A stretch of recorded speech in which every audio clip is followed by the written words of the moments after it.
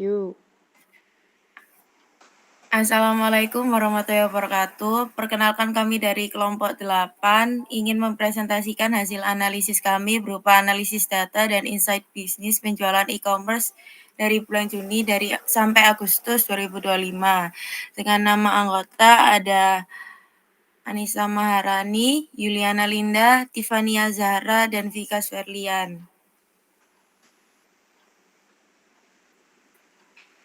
Yang pertama ada deskriptif analisis, yaitu di sini ada diagram visualisasi terkait tren penjualan dan jumlah pesanan per bulan. Berdasarkan hasil analisis kami dari visualisasi diagram, terlihat adanya peningkatan pendapatan dari bulan Juni ke Juli yang kemudian menurun kembali pada bulan Agustus.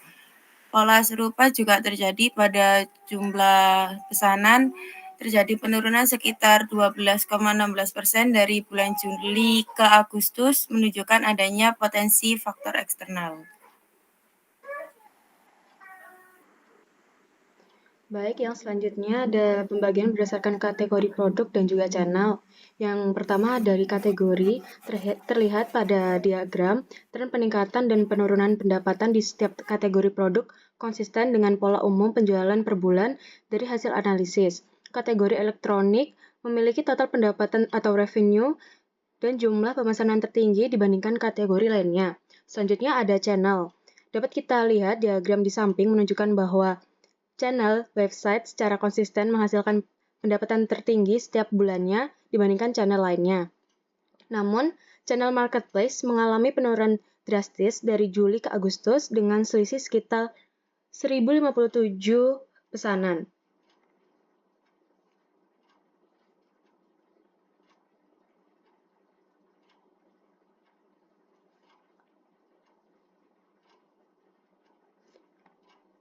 Baik, yang selanjutnya pembagian berdasarkan segmen pelanggan dari usia, gender, dan lokasi. Yang pertama, segmen pelanggan dari usia. Segmen usia 18-25 tahun mendominasi pendapatan pada bulan Juni dan Juli, sementara pada bulan Agustus pendapatan tertinggi beralih ke segmen pada umur 26-40 tahun. Selanjutnya dari segmen pelanggan berdasarkan gender, data menunjukkan bahwa pelanggan perempuan atau female berkontribusi terhadap pendapatan yang lebih tinggi setiap bulannya dibandingkan pelanggan laki-laki atau male. Yang selanjutnya, segmen pelanggan berdasarkan lokasi. Dari diagram terlihat bahwa Jakarta menyumbang pendapatan tertinggi dibandingkan lokasi lainnya.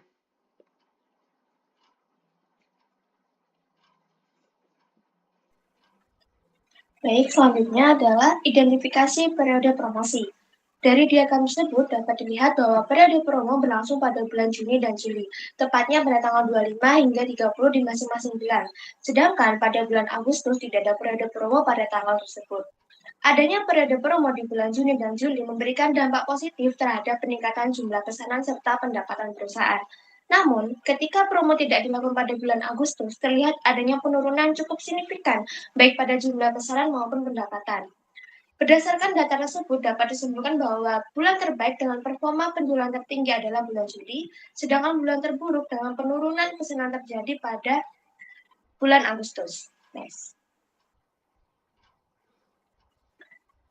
Untuk faktor penyebab lainnya, dari penurunan kinerja di bulan Agustus adalah adanya peningkatan jumlah pengembalian produk serta terjadinya keterlambatan pengiriman. Hal ini disebabkan oleh banyaknya pelanggan yang melakukan pembelian besar-besaran selama periode promo di bulan Juli dengan ekspektasi yang tinggi terhadap kualitas produk. Namun, sebagian pelanggan merasa produk yang diterima tidak sesuai dengan harapan, sehingga memicu peningkatan pengembalian. Seperti terlihat diagram di sebelah kiri, pada bulan Agustus terjadi lonjakan tingkat pengembalian produk pasca periode promo tersebut. Kenaikan ini paling menonjol pada kategori fashion, karena pada produk kategori ini lebih mudah menimbulkan ketidaksesuaian antara ekspektasi dan realitanya, misalnya dari segi ukuran, warna, maupun bahan yang tidak sesuai dengan deskripsi produk di katalog. Kemudian terjadi keterlambatan akibat penumpukan pesanan pada promo besar tersebut. Akibat dari meningkatnya pengembalian dan keterlambatan pengiriman tersebut, performa penjualan secara keseluruhan ikut menurun, dan kepuasan pelanggan pun mengalami penurunan signifikan. Next.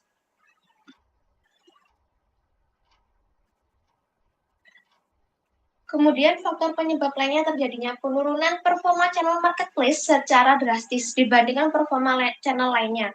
Hal itu dikarenakan berakhirnya promo besar di platform e-commerce pada bulan Juli, kemudian tidak adanya keberlanjutan program diskon menarik di bulan Agustus membuat minat beli pelanggan menurun. Sementara kompetisi antara merek di platform yang sama semakin meningkat dengan munculnya promo lanjutan dari para pesaing. Akibat dari kombinasi faktor tersebut, trafik pengunjung dan volume pembelian melalui channel marketplace menurun tajam, sehingga kontribusinya terhadap total pendapatan pun berkurang. Kemudian terjadinya penurunan jumlah pembelian dari segmen usia muda, umur 18-25, pada bulan Agustus. Pada usia tersebut dikenal paling responsif terhadap promosi, sehingga setelah promo besar di bulan Juli berakhir, mereka cenderung menunda pembelian atau menunggu periode diskon berikutnya.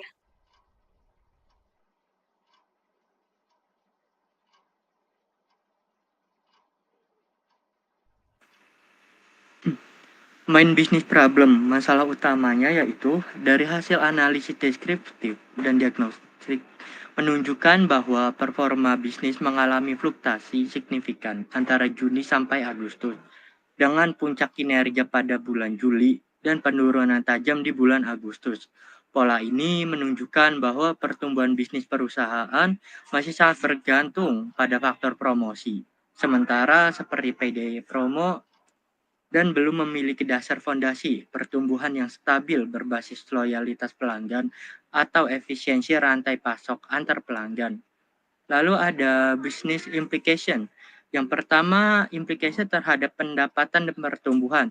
Ketergantungan pada promosi jangka pendek menimbulkan pola boom and bust, yaitu penjualan melonjak saat promosi namun turun tajam setelahnya.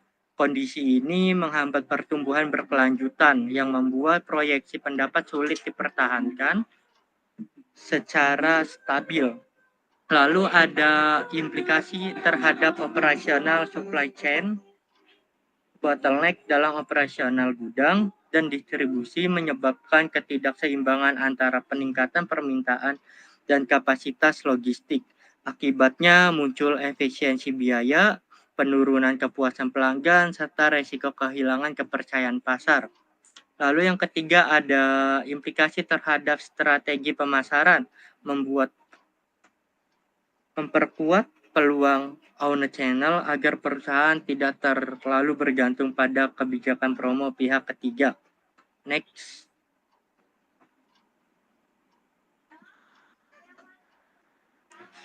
First action sebagai manajemen tim. Yang pertama, ada strategi marketing dan retensi pelanggan. Menerapkan program loyalitas dinamis untuk mempertahankan pelanggan pasca promo, yaitu seperti point reward, tier membership, exclusive early access. Lalu ada membangun personalis marketing berbasis data pelanggan agar promosi lebih tepat sasaran, seperti ditentukan kategori umur, gender, lokasi, dan channel behavior. Lalu ada menjalankan post-promo engagement campaign untuk menjaga awareness pelanggan setelah periode promo diskon berakhir. Lalu yang kedua ada perbaikan operasional dan supply chain, yaitu memperkuat koordinasi dan mitra logistik. Lalu ada memonitoring dashboard real time untuk melacak pengiriman, return date, dan customer feedback. Lalu yang ketiga ada diversifikasi channel penjualan, yaitu menyusun strategi kolaborasi dan marketplace bukan sekadar partisipasi promo agar brand visibility tetap terjaga tanpa ketergantungan penuh. Yang keempat ada penguatan brand dan kepuasan pelanggan, yaitu melakukan survei kepuasan pelanggan, menyusun strategi after sales seperti garansi, pengembalian mudah, dan dugaan pelanggan loyal. Next. Kesimpulannya yaitu, hasil analisis menunjukkan bahwa penjualan perusahaan masih tergantung pada promosi jangka pendek dengan lonjakan pada Juli dan penurunan tajam pada bulan Agustus akibat berakhirnya payday promo. Ketergantungan ini diperburuk oleh meningkatnya pengembalian produk, keterlambatan pengiriman, penurunan performa marketplace, dan segmen muda, yaitu antara usia 18 sampai 25 tahun. Paling responsif terhadap promo, namun kurang loyal. Perusahaan perlu memperkuat loyalitas pelanggan, meningkatkan efisiensi operasional, dan mengoptimalkan kanal internal seperti website agar performa bisnis lebih konsisten dan kompetitif. Next. Selanjutnya, dikembalikan kepada moderator.